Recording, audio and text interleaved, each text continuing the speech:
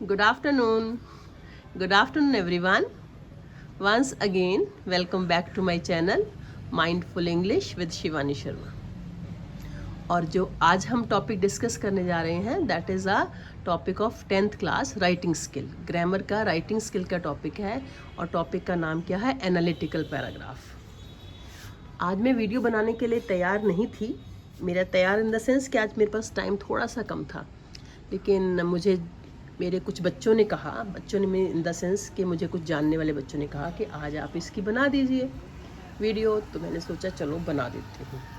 तो इसीलिए मैंने कुछ थोड़ा सा पहले ही आपके लिए लिख कर रख दिया है सामने अपने वाइट बोर्ड पर. That is analytical paragraph class 10th. अब सबसे बड़ी बात कि जब हम कोई टॉपिक करते हैं, कोई भी चीज़ करते हैं, उसके बारे में हमें पता होना चाहिए कि हम कर क्या रहे हैं ना. एनालिटिकल पैराग्राफ अभी तक जो ज़्यादातर था एनालिटिकल पैराग्राफ के उसके इंट्रोडक्शन से इंट्रोड्यूस होने से पहले हम simple descriptive paragraph, story writing, ये सब कुछ बहुत करते थे ना.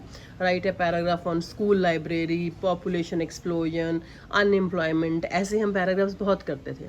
लेकिन अभी जो है दैट इज़ एनालिटिकल पैराग्राफ. अब डिस्क्रिप्टिव पैराग्राफ है तो हम किसी चीज़ की डिस्क्रिप्शन देते हैं. एनालिटिकल पैराग्राफ सबसे पहले ये समझते हैं कि है क्या ये. एनालिटिकल पैराग्राफ मीन्स कि आपको एनालाइज करना है, राइट. आपको आपकी जो एक किसी भी चीज़ की एक क्रिटिकल और एनालिटिक जो अंडरस्टैंडिंग है, राइट. वर्ड्स को ध्यान रखना, क्रिटिकल और एनालिटिक, उस चीज़ को आपने एक्सप्रेस करना है, उसको बताना है. और एनालिटिकल पैराग्राफ मतलब आपको कैसे दिया जाता है, टॉपिक कैसे दिया जाता है. आपको या तो कोई टेबल दे दिया जाता है, या कोई ग्राफ दे दिया जाता है, या फिर लाइन ग्राफ दे दिया जाता है, बार चार्ट दे सकते हैं, पाई चार्ट दे सकते हैं, मैप दे सकते हैं, रिपोर्ट्स देख सकते हैं. क्वेश्चन आंसर में कुछ भी हो सकता है, राइट. लेकिन आपको उसमें कोई ना कोई किसी न किसी चीज़ का डेटाज, फैक्ट्स एंड फिगर्स दिए होंगे. उस फैक्ट्स और फिगर्स को देखकर आपने अपनी जो एनालिटिकल आपकी अंडरस्टैंडिंग हुई है, you have to write that. ठीक है. और इसीलिए तो जो आपके जो एग्जामिनेशन आपका होने वाला 10th क्लास का होगा दैट इज़ कॉम्पिटेंसी बेस्ड है ना. वो कॉम्पिटेंसी बेस्ड मीन्स कि अब सिंपल ऐसे नहीं कि हमने सिंपल एक बस लेसन किया और या फिर ग्रामर की तैयारी की, बट आपकी क्या थॉट्स बन रही हैं उस चीज़ के बारे में, आप क्या सोच रहे हो, आपको कितनी समझ आ रही है ना, या फिर आप खाली सरफेस लेवल पे ही जो अपनी पढ़ाई कर रहे हो. उसी चीज़ को just to enhance that skill, this analytical paragraph I think, मेरे को ऐसा लगता है, हैज़ बीन इंट्रोड्यूस्ड, राइट. अब आपको जो भी फैक्ट्स एंड फिगर्स दीजिए उसको आप चेंज तो नहीं कर सकते, वैसे भी किसी फैक्ट्स को चेंज नहीं करना चाहिए. तो जब आप एनालिटिकल पैराग्राफ लिखोगे तो आपको किस चीज़ का ध्यान रखना है. आपकी मैंने पहले लिखा हुआ है एनालिटिकल पैराग्राफ होता क्या है. फर्स्ट पॉइंट देखिए, it describes the given chart, table, data, right, pie chart जो भी दिया होगा वो उसको डिस्क्राइब कर रहा है आपने, राइट. यानी कि उस चार्ट में क्या, कौन सी फिगर्स दी हुई, कौन सा डेटा, कौन से नंबर्स दिए हुए, उस टेबल में क्या दिया गया, वो डेटा किस चीज़ का है, क्या बता रहा है आपको, राइट. और उसमें हमेशा एनालिटिकल पैराग्राफ में आपकी कंप्लीट, सेकंड पॉइंट देखो मैंने लिखा हुआ है, उसमें कंप्लीट इन्फॉर्मेशन होनी चाहिए, राइट. जैसे सपोज आपके पास जो है किसी अनएम्प्लॉयमेंट के डेटा फिगर्स दिए हुए हैं, हाँ ना, या फिर पॉपुलेशन के दिए हुए हैं, या फिर कोविड केसेस के दिए हुए हैं, एजुकेशन के, लिटरेसी रेट के दिए हुए हैं, पॉवर्टी के दिए हुए हैं. इट कैन बी एनीथिंग, किसी भी चीज़ का हो सकता है ना, राइट. और हाँ, ऐसे ही होंगे, ठीक. तो आपके पास उस जो आप एनालिटिकल पैराग्राफ लिखोगे, जो आपको डेटा देंगे, उसकी कंप्लीट इन्फॉर्मेशन होनी चाहिए, ठीक है. So it should states the facts in simple way, और इस तरीके से कि वो कोई भी पढ़े तो उसको समझ आ जाए कि आप जो है क्या बताना चाह रहे हो.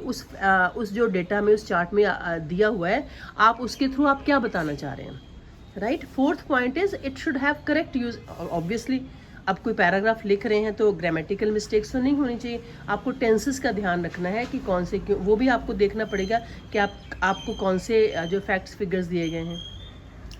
आपको अपने नो पर्सनल व्यूज़ और कमेंट्स, आपको अपने व्यूज़ और कमेंट्स नहीं देने हैं, राइट. और जो उसमें इंपॉर्टेंट इन्फॉर्मेशन दी गई है आपको, उसको that needs to be organized well, that means that needs to be well organized. उसको प्रॉपरली ऑर्गेनाइज करना है, तरीका मतलब उसको तरीके से लिखना है, राइट.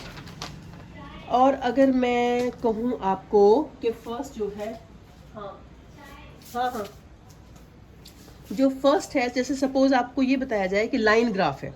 लाइन ग्राफ में आपको, अगर आप मैथ्स के स्टूडेंट हैं, मैथ्स पढ़ते होंगे, आपको पता होगा लाइन ग्राफ क्या होता है। हो सकता है लाइन ग्राफ में थ्रू आएगा आपको, है ना, लाइन ग्राफ या चार्ट के थ्रू आए, या फिर आपको पाई चार्ट भी आ सकता है, ठीक है, ये भी आ सकता है। और क्या आ सकता है, बार चार्ट भी आ सकते हैं, ग्राफ भी आ सकता है, ठीक है। इस तरह से आपको कोई किसी भी चीज़ के थ्रू जो है ना, आपको कोई ना कोई डेटास दिए जाएंगे, ठीक है। और उसी को एनालाइज करके आपने उसी की क्रिटिकल जो अंडरस्टैंडिंग है वो करके आपको एक पैराग्राफ लिखना है। तो आपको एक मैं एग्जांपल दे देती हूँ पाई चार्ट की। मैंने दूसरे बोर्ड पर एक कोशिश की है पाई चार्ट बनाने की। एक सेकंड ध्यान रखिएगा थोड़ा, ये देखिए, अगर मैं इसको मेरी ड्राइंग जो है वो ज़्यादा अच्छी नहीं है, ठीक है। तो ये आपको पाई चार्ट दिया, पाई चार्ट मतलब सर्कल में दिया गया, ठीक है। अब पाई चार्ट में आपने देखा होगा, आपको दिख रहा होगा बीच में, आपने देखिए वो 14% लिखा हुआ है, 4% लिखा हुआ है, 19% लिखा हुआ है, 30% लिखा हुआ है एंड 33%, ठीक है। और इन सब का टोटल 100 होगा।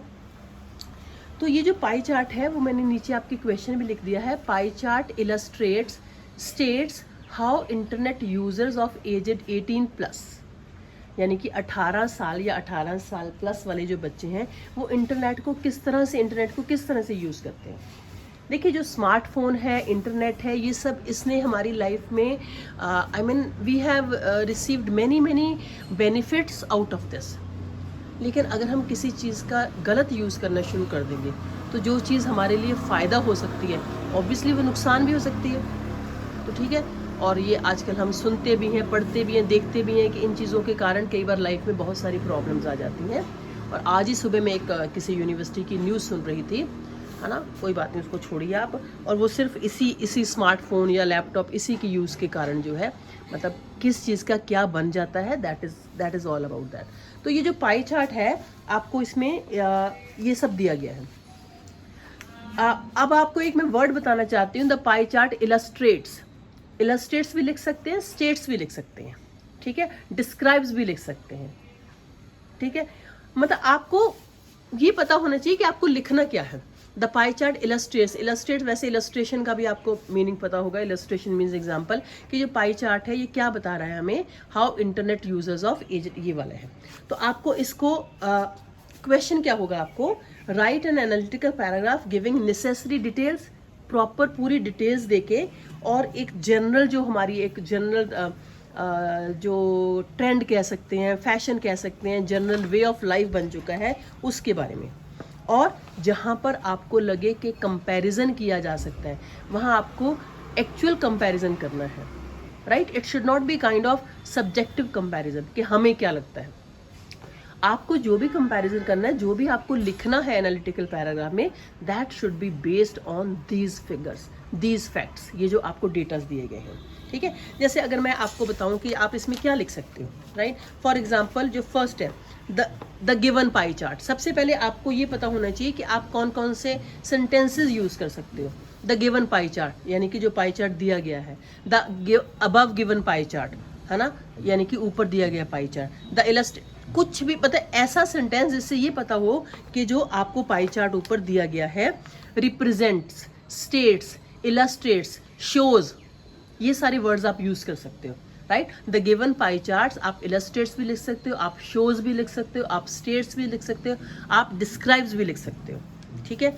अब ये तो हो गया, लेकिन क्या कर रहा है, how internet users of above 18, मैंने उसमें क्या लिखा हुआ है 18+ ना, कि यानी कि जो 18 साल से ऊपर वाले बच्चे हैं, लोग हैं, बच्चे हैं, ऑब्वियसली यंग पीपल हैं, वो स्मार्टफोन को कैसे यूज़ करते हैं, लैपटॉप्स को कैसे यूज़ करते हैं, दैट मीन्स कि वो इंटरनेट कैसे यूज़ करते हैं। तो अब आपको एनालिटिकल, मतलब आपके पास कौन सी इन्फॉर्मेशन है कि the above given pie chart, right, illustrates, states या फिर डिस्क्राइब्स हाउ क्या लिखो, सॉरी ये तो मेरी क्लास थोड़ी है, ये तो मैं वीडियो बना रही हूँ।